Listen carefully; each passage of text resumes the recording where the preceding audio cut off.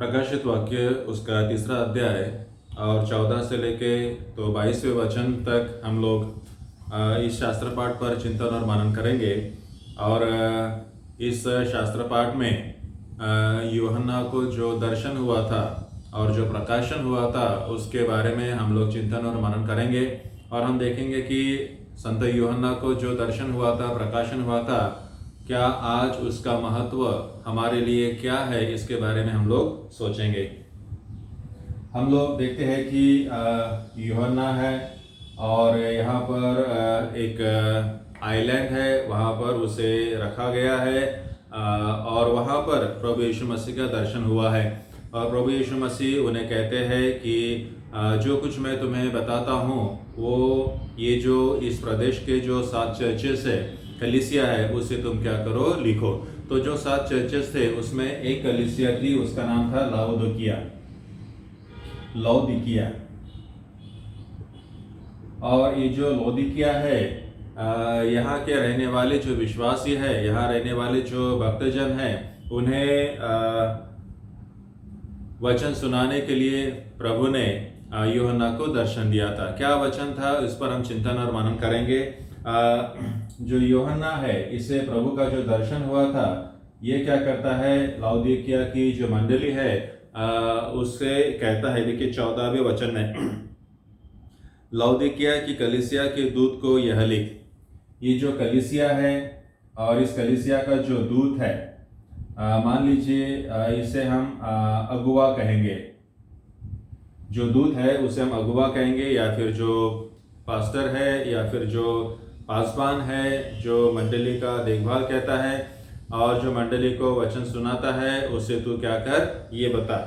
तो ये वचन किसे बताया गया, लौदीकिया की कलीसिया के जो दूत है, दूत को यह लिख। तो ये जो अगुवा है, कलीसिया का जो अगुवा है, पासवान हो सकता है या और कोई हो सकता है, उसको तू लिख। और क्या लिखा है, देखिए, जो आमीन, जो विश्वास योग्य और सच्चा गवाह है और परमेश्वर की सृष्टि का मूल कारण है, वह यह कहता है। तो प्रभु यीशु मसीह ने यूहन्ना से कहा कि ये जो लौदीकिया की मंडली है, इसका जो अगुवा है, जिसे दूत कहा जाता है, उसे तू क्या कर, लिख, पत्र लिख।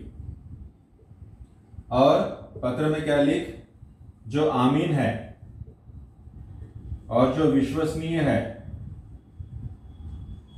और जो सच्चा है, जो सृष्टि का मूल है, सृष्टि का मूल है, जिसके द्वारा सृष्टि निर्माण हुई है, वह यह कहता है। तो कहने वाला कौन है, जिसे आमीन कहा गया है, विश्वसनीय है, सच्चा है और जो सृष्टि का मूल है। और ये कौन है, प्रभु यीशु मसीह है जो आमीन है, प्रभु यीशु मसीह जो विश्वसनीय है, प्रभु यीशु मसीह जो सच्चा है और सृष्टि का मूल है। वो यूहन्ना से कहता है और यूहन्ना कलीसिया के जो अगुवा है उसको कहता है, इस पत्र के द्वारा उसे कहता है कि जो प्रभु है, जो आमीन है, जो विश्वासी है, जो सच्चा है और सृष्टि का मूल है, वो तुम्हें क्या कहता है। तो बताने वाला कौन है, प्रभु यीशु मसीह है। और हम देखते हैं कि जो आमीन, विश्वसनीय, सच्चा, दृष्टि है, ये कहता है। बाद में देखिए वो क्या कहता है, यह कहे कि मैं तेरे कामों को जानता हूं। ये जो प्रभु है, प्रभु लौदीकिया की जो अगुवा है, मंडली है, उनको क्या कहता है कि मैं तेरे कामों को जानता हूं। मंडली के जो काम है, मंडली के काम, जो भी काम हो सकते हैं, मंडली के अलग अलग काम होते हैं। एक काम तो हम जानते हैं कि परमेश्वर की चर्च में भक्ति करना। फिर आज के समय में यदि देखा जाए कि जो कलीसिया है, जो मंडली है, उसके क्या क्या काम हैं, तो जो विधियां होती है उन विधियों को पूरा करना और कलीसिया के लोगों के लिए प्रार्थना करना और सुसमाचार का प्रचार करना और कलीसिया के लोगों को परमेश्वर का वचन सुनाना, ये कलीसिया का काम होता है। और परमेश्वर की महिमा करना, परमेश्वर को धन्यवाद देना, परमेश्वर की स्तुति करना और अपने आस पड़ोस के जो लोग हैं उनको भी प्रभु के बारे में बताना, ताकि वे भी परमेश्वर की महिमा करने में सहभागी हो सके। तो ये क्या है, कलीसिया का काम है, जिसे हम सेवा भी कह सकते हैं ना। सुसमाचार का प्रचार करना या फिर परमेश्वर की भक्ति करना, है ना, प्रचार करना, भक्ति करना और प्रार्थना करना और जो विधियां है उन विधियों को पूरा करना, ये क्या है? कलीसिया के काम है। तो प्रभु कहता है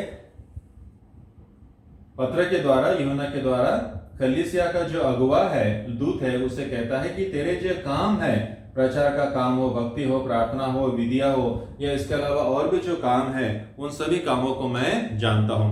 तो हमें भी इस बात को समझ लेना चाहिए कि लाउदिकिया के कलीसिया मंडली का जो अगुवा था, जो दूत था, उसे पत्र के द्वारा यूहन्ना ने क्या बताया है कि तेरे जो काम है उन कामों को मैं जानता हूं। आज जिस मंडली के हम सभासद है, हमें भी ये बात लागू होती है। हमारी कलीसिया के जो भी काम है, आज हम बहुत सारे काम करते हैं। ये जो कोविड में जो बहुत सारी लोगों को परेशानी हुई है, तो कई चर्चेस ने गरीबों को खाना दिया है। जब लॉकडाउन हुआ, लोग अपने घरों में कैद हुए थे, ट्रांसपोर्ट नहीं कर सकते थे, अपने गांव को नहीं जा सकते थे, उनका आर्थिक नुकसान हो रहा था। तो ऐसे समय में कई चर्चेस ने गरीब लोगों को मदद की है, उनको राशन दिया है, उनको कपड़ा लत्ता दिया है, उनको भोजन दिया है। तो ऐसे कठिन समय में आज भी मंडली ने काम किया है। कई लोग ऐसे भी हैं जो प्रचार का काम करते हैं, उनके पास ट्रैक्स होते हैं, या फिर आजकल मोबाइल के द्वारा वे ऑडियो बनाते हैं, वीडियो बनाते हैं, और उसके द्वारा भी वो प्रचार का कार्य करते हैं। चर्च के अंदर और चर्च के बाहर वो सेवकाई करते हैं, चर्च के अंदर भक्ति करते हैं और चर्च के बाहर लोगों के बीच में जाकर उनके लिए दुआ करना, उनके लिए उन्हें मदद करना, इस प्रकार का काम होता है। तो ये जो काम है ये प्रभु से छुपा नहीं है। जो भी काम हम करते हैं वो प्रभु जानता है। आगे देखिए क्या लिखा है, मैं तेरे कामों को जानता हूं। अब किस प्रकार के काम है? देखिए आगे वो कहता है कि तू न ठंडा है और न गर्म है। देखिए जिस काम के बारे में हम चिंतन और मनन कर रहे हैं, वो काम किस प्रकार का है। हमने तो देखा है कि जो कलीसिया है, कलीसिया के काम क्या है? सेवा करना। सेवा करना मतलब प्रार्थना करना, भक्ति करना और मदद करना, चर्च के अंदर चर्च के बाहर लोगों के लिए प्रार्थना करना, मदद करना। लेकिन ये चर्च के हो गए, लेकिन प्रभु के द्वारा यूहन्ना जो है, वो यूहन्ना ये जो अगुवा है, दूत है, वो कहता है कि मैं तेरे कामों को जानता हूं। तेरे काम तो इस प्रकार के नहीं लग रहे, नहीं तो तू प्रार्थना करता, नहीं तो तू मदद करता है। तेरे काम किस प्रकार के हैं? तू ना ठंडा है ना गर्म है।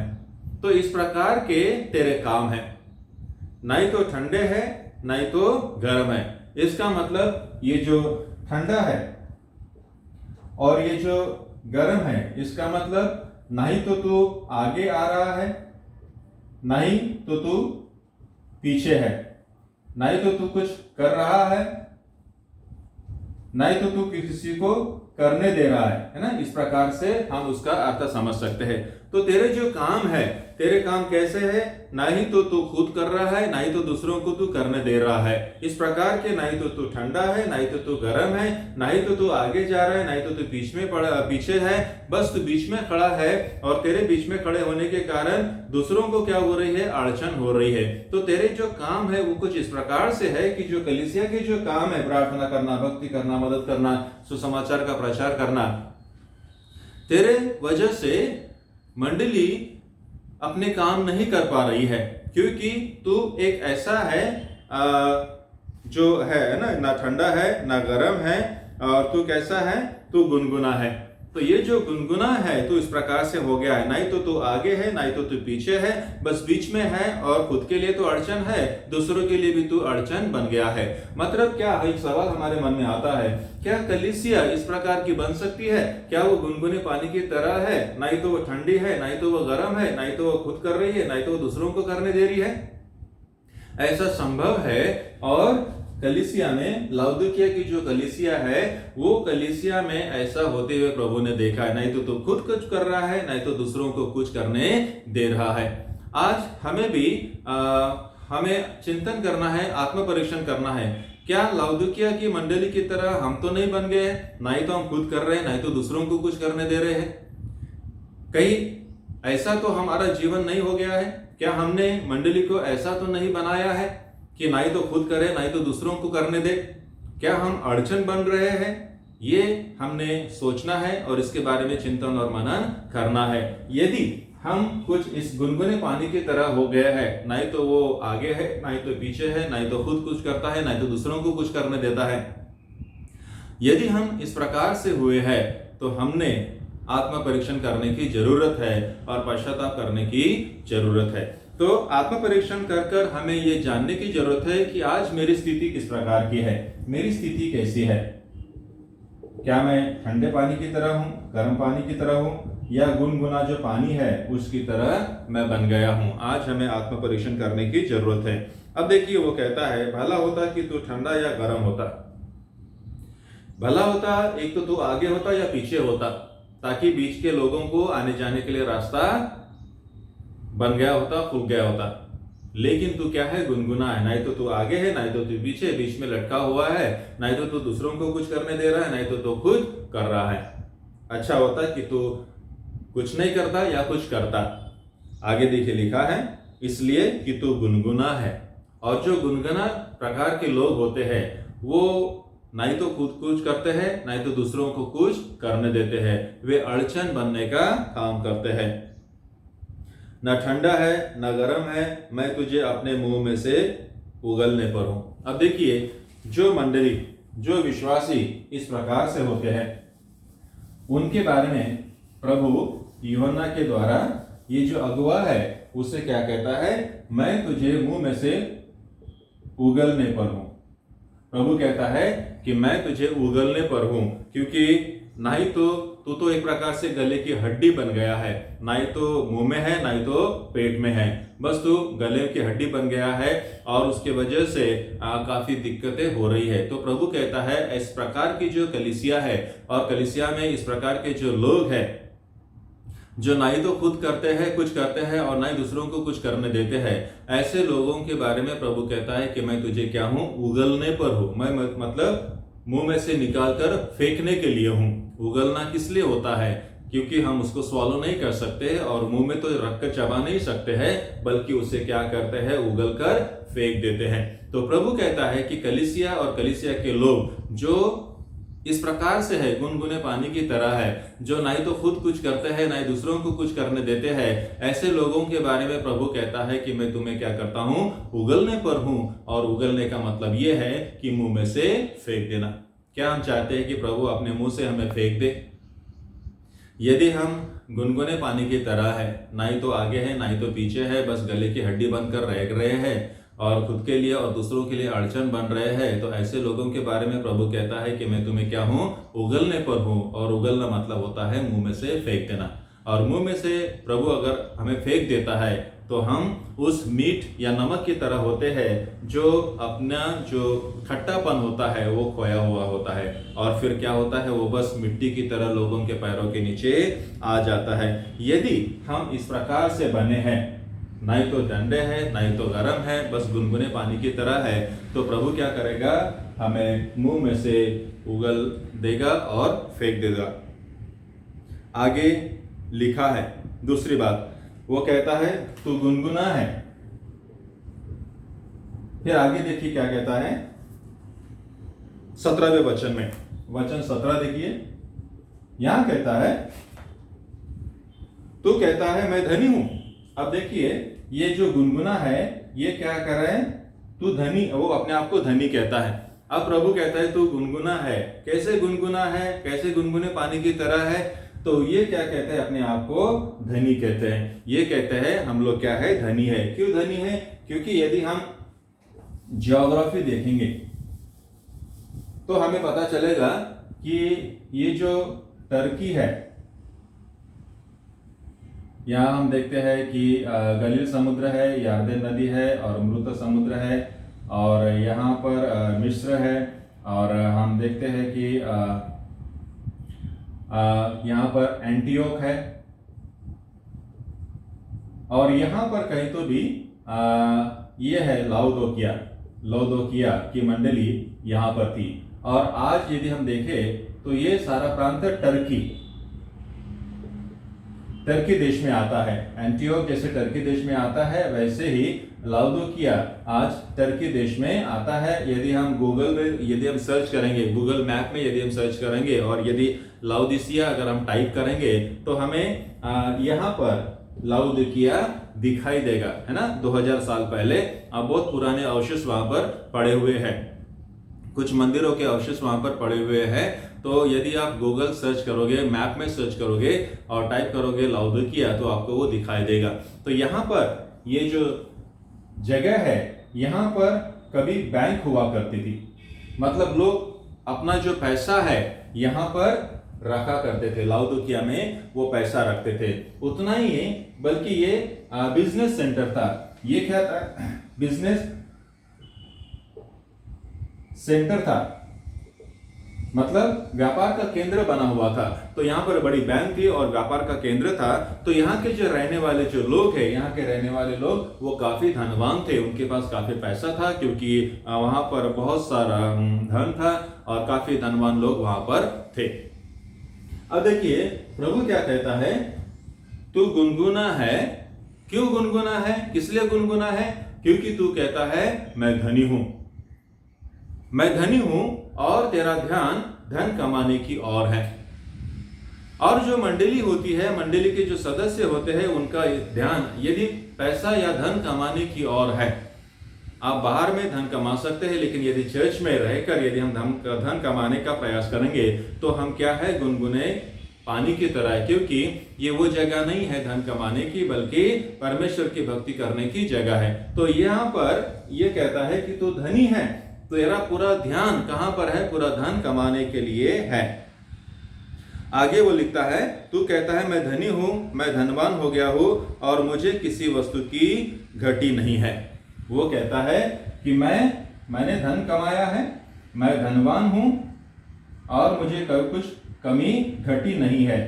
मेरे पास बहुत कुछ है, मेरे पास बहुत कुछ है, मैंने बहुत कुछ प्राप्त किया है। आज भी हम देखते हैं कलीसिया में कुछ इस प्रकार से लोग होते हैं जिनका पूरा ध्यान धन कमाने की ओर होता है और वो अधिक से अधिक धनवान बनना चाहते हैं, और ताकि उनके जीवन में, उनके घरों में किसी भी प्रकार की कमी या घटी ना हो। अब ये सवाल होता है, क्या ऐसे लोग, काफी लोग हैं जो परमेश्वर की भक्ति करते हैं, लेकिन यहाँ पर हम क्या देखते हैं कि जिनका ध्यान परमेश्वर की सेवकाई की ओर नहीं है, ऐसे लोग गुनगुने पानी की तरह होते हैं। धन कमाना कोई बुरी बात नहीं है, लेकिन यदि आपका ध्यान केवल धन कमाने के लिए है, परमेश्वर की भक्ति करने की ओर नहीं, या फिर प्रचार करने की ओर नहीं, या फिर सेवकाई में यदि आप सहकार्य नहीं करते, यदि सेवकाई में आपका योगदान नहीं है, आपका ध्यान बस धन कमाने की ओर है और धनवान बनने की ओर है और कोई भी कमी घटी हमें ना हो, और जो कलीसिया की जो सेवकाई है, वो कलीसिया की सेवकाई में यदि आपका कोई योगदान नहीं है, तो फिर हम क्या है, गुनगुने पानी की तरह है। आपके पास बहुत सारा धन है, आप धनवान है, किसी भी प्रकार की कमी घटी नहीं है, लेकिन चर्च की जो सेवा है, चर्च का जो काम है, उसमें यदि आप योगदान नहीं करते हैं, तो फिर आप किस प्रकार है, गुनगुने पानी की तरह। आगे देखिए वो क्या लिखा कहता है, और यह नहीं जानता कि तू अभागा है, तुच्छ और कंगाल और अंधा और नंगा है। यहां पर देखिए प्रभु का जो ऑब्जर्वेशन है, प्रभु का ऑब्जर्वेशन इस कलीसिया के बारे में देखिए। वो क्या कहता है कि ये जो कलीसिया है, कलीसिया के जो लोग हैं, ये अपने आप को क्या कर रहे हैं, ये धन कमा रहे हैं, ये अपने आप को धनवान कहते हैं और कहते हैं कि हमारे यहाँ कुछ भी घटी नहीं है। और प्रभु कहता है तू क्या है, तू तो अभागा है, तू तो तुच्छ है। और देखिए आगे क्या कहता है, तू कंगाल है, तू अंधा है और तू नंगा है। इस प्रकार से लाउदोकिया की जो कलीसिया है, जो अपने आप को धनवान कहती है, उनका सारा धन कमाने की ओर है और वो कहते हैं कि हमें कुछ भी घटी नहीं है। प्रभु कहता है कि तू क्या है, तू अभागा है, तू तुच्छ है, कंगाल है, अंधा और नंगा है। ये कैसे हो सकता है? मुझे अभी एक याद आया, मैं कुछ दिन पहले बैतुल के आगे पाढ़र है, वहां पर मैं गया था और वहां से जब मैं वापस आ रहा था तो आते आते हमारी जो बस है वो एक पेट्रोल पंप के पास रुकी। और जो पेट्रोल में काम करने वाले जो लड़के थे वो आपस में चर्चा कर रहे थे और वो बताते बताते कह रहे थे कि ये जो पेट्रोल पंप है इसका जो मालिक है, जिसने बहुत मेहनत करी है और धन कमाया है, आज उसकी जो हालत है बहुत खराब हालत है। एक भिखारी की तरह वो जी रहा है। आप सोचिए, एक पेट्रोल पंप का मालिक जिसने धन कमाया है, जो धनवान है, किसी भी प्रकार की कमी घटी नहीं है, अमरावती में उसके बहुत सारे 2-3 घर है, आज क्या वो व्यक्ति कंगाल हो सकता है, अभागा हो सकता है, तुच्छ कंगाल हो सकता है? जी हाँ, वो कहने लगे आज उसकी हालत ऐसी है कि जो उसका घर है, जिसने बड़ी मेहनत से घर बनाया था, उसके बच्चों ने उसे एक रूम में रखा है। और जैसे जेल में आपने देखा होगा, जो कैदी जेल में होते हैं और जो रूम में बंद होते हैं, उन्हें जो खाना होता है ऐसा प्लेट में परोस कर फेंक कर दिया जाता है। तो आज वो जो व्यक्ति है जिसने बड़ी मेहनत करी, पेट्रोल पंप को एस्टेब्लिश किया, 2-3 घर बनवाए, बहुत सारा पैसा कमाया है, आज उसकी हालत कैसी है? एक भिखारी की तरह है। तो ऐसा किसी के साथ भी हो सकता है। वो जिसने धन कमाया, जो धनवान है, किसी भी प्रकार की कमी घटी नहीं थी, आज वो क्या है? तुच्छ, कंगाल और अंधा बन गया है। तो ऐसी जो सिचुएशन है किसी के साथ भी हो सकती है। जब हम जो धन कमाते हैं, अच्छी बात है, इसमें कोई बुरी बात नहीं है, लेकिन यदि हम सेवकाई में योगदान नहीं करते, सारा का सारा धन हम अपने पास रखते हैं और प्रभु की सेवकाई के लिए योगदान नहीं करते हैं, तो हमारी स्थिति भी कैसे हो सकती है? अभागन की तरह, तुच्छ और कंगाल की तरह, अंधे और नंगे की तरह हमारी परिस्थिति हो सकती है। आज भले हमें लगे कि मेरे पास सब कुछ है, लेकिन कभी कभी हमारी हालत अभागों की तरह हो सकती है। तो ये जो वचन है, ये वचन आज हमें इस बात का स्मरण दिलाता है कि प्रभु जानता है कि मैं तेरे कामों को जानता हूं। प्रभु कहता है कि मैं तेरे कामों को जानता हूं और हमारे किस प्रकार के काम है।